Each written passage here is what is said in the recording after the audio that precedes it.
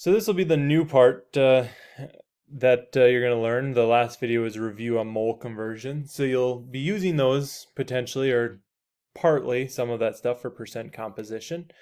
The percent composition is basically asking, here's a compound. What percentage by mass is each element in that compound? What is the percent of mass of each element? So there's a theoretical way to do it and an observed way to do, and a lab way to do it, I guess you could say.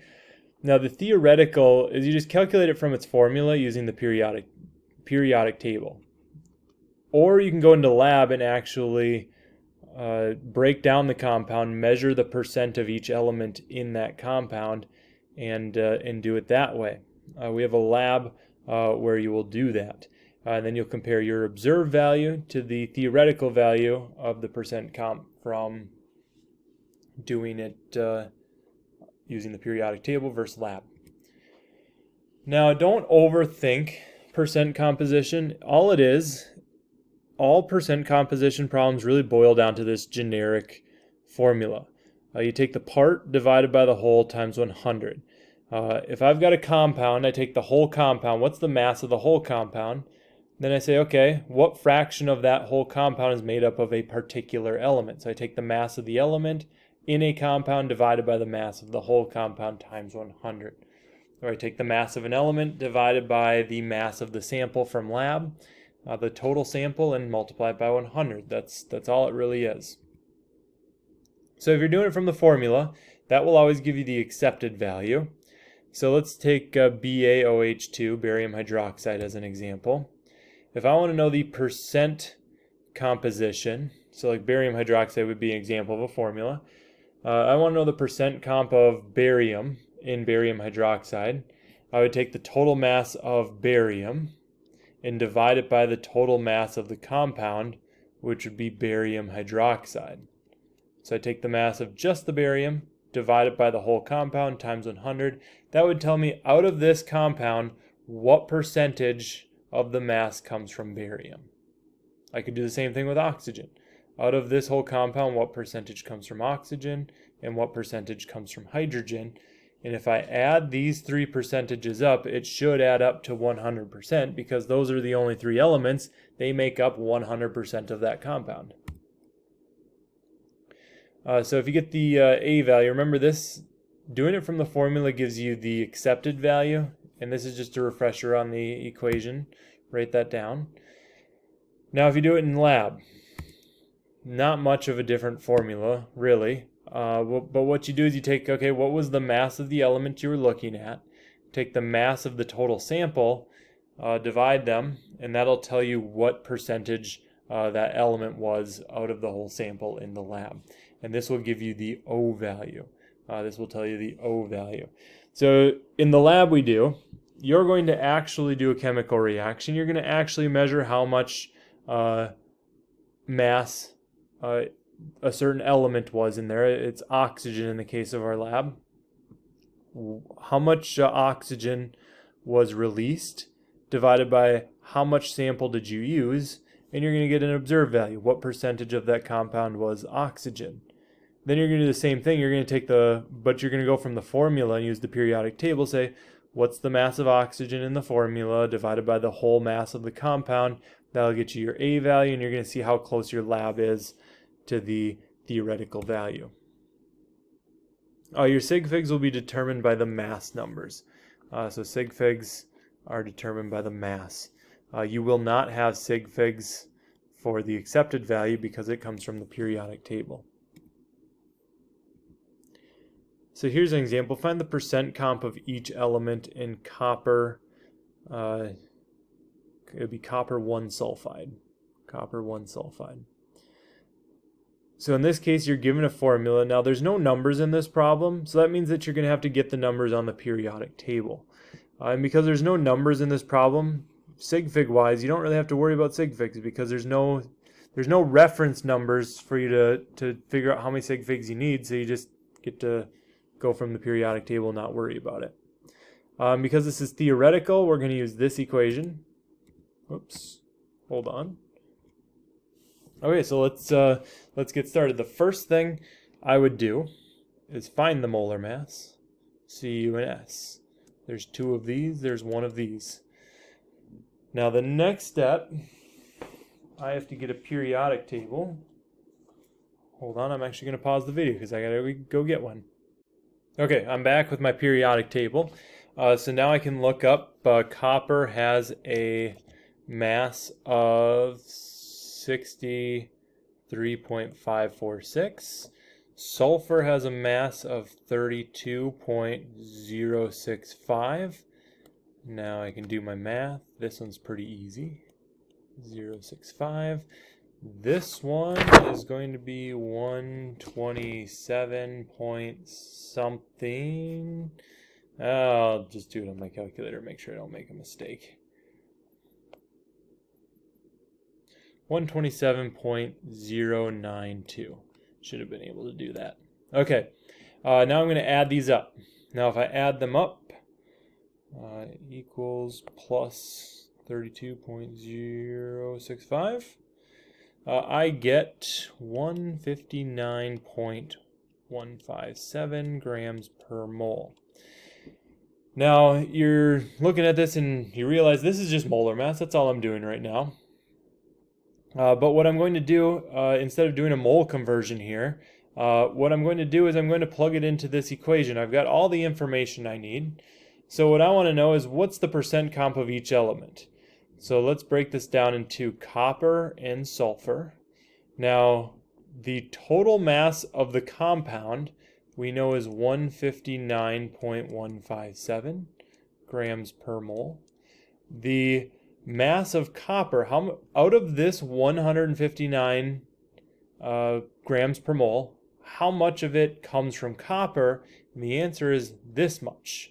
Copper makes up 127 out of the 159, just kind of rounding off there as I speak, times 100. So that's copper. Now, sulfur, same thing, it's in the same compound, so I divide by the same total mass, grams per mole. So out of this total mass, how much of it comes from sulfur? And the answer is this number, 32.065 grams per mole. Now what I'm going to do is I'm going to take my calculator and divide those, 127.092, and I get, multiplying by 100, 79 point, let's just go 85%. Now sig figs, there's no sig figs numbers in here to reference, so I'm just going to go 2 after the decimal.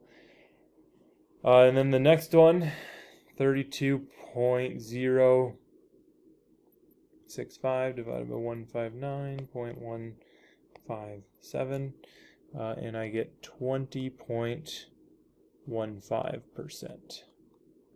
So these are my answers. Copper makes up 79.85%, and shoot, I moved my screen here. There you go, I think I got it back.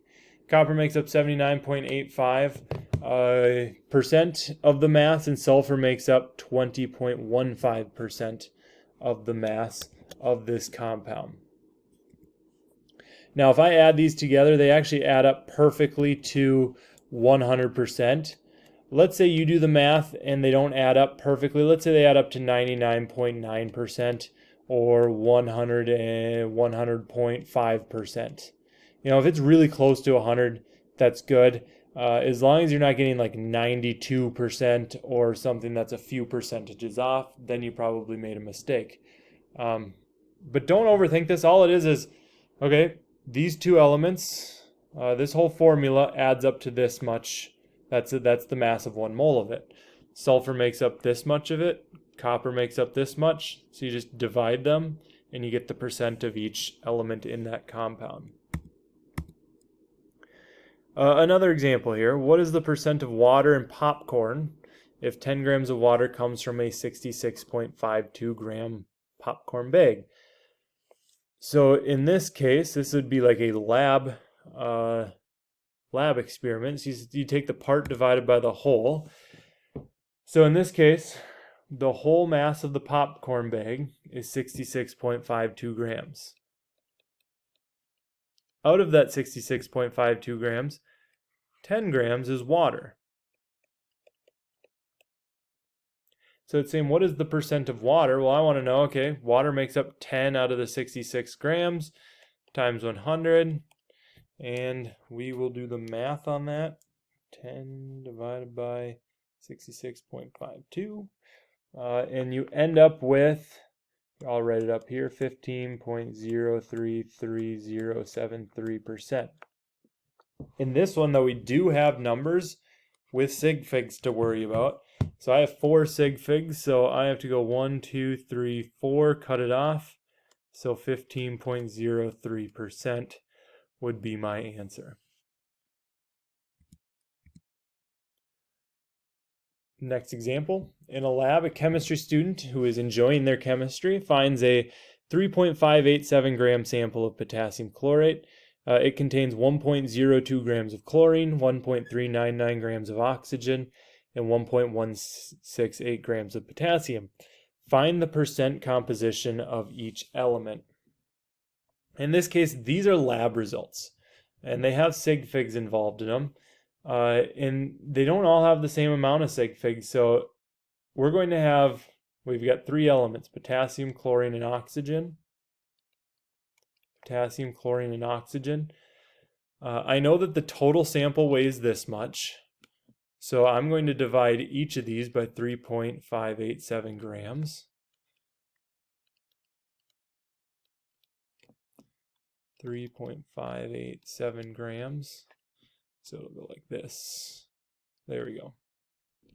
Now, of this mass, how much is potassium? It says this much is potassium, 1.168 grams is potassium. It says that this much is chlorine, 1.02. And it says this much is oxygen, 1.399 grams. Don't forget your grams. We'll multiply by 100 for each of them. And when you do this, let's do the first one here. 1.168 divided by 3.587. I have to round, there's 4 sig figs divided by 4 sig figs, so 32.56%. I round to 4 sig figs. Now for the next one though, I only got 3 sig figs on top. I don't care that this one has 4, I can only round to the weaker number of sig figs. So 28.43 will be rounded to 28.4%. Then for the last one, 1.399 divided by 1.587. And check my math as we do these, because something went horribly wrong here. I'm looking, this adds up to, oh, okay, that's why. So I just typed that in and I ended up getting 88%. And I know that that is not correct because this plus 88% does not equal 100. So you should always be skeptical of that. What I ended up doing is I ended up hitting 1.587, not 3.587. So let's go back and fix that. And then I end up getting 30 to 4 sig figs, 39.00%. And that is a much more reasonable number. So always check, are you actually getting reasonable answers? Because it's easy to punch it in wrong and then you get something goofy. It should be pretty obvious in this because you are adding these up to 100. And this should get me very close to 100. The last one here, I'm going to let you do this on your own. Find the percent comp of each element in this formula. So it's very similar to one we already did. You add up the molar mass, divide the mass of each element by the molar mass. And that's the last example for percent comp. So do this one on your own, bring it to class. And the next video will be on empirical formulas.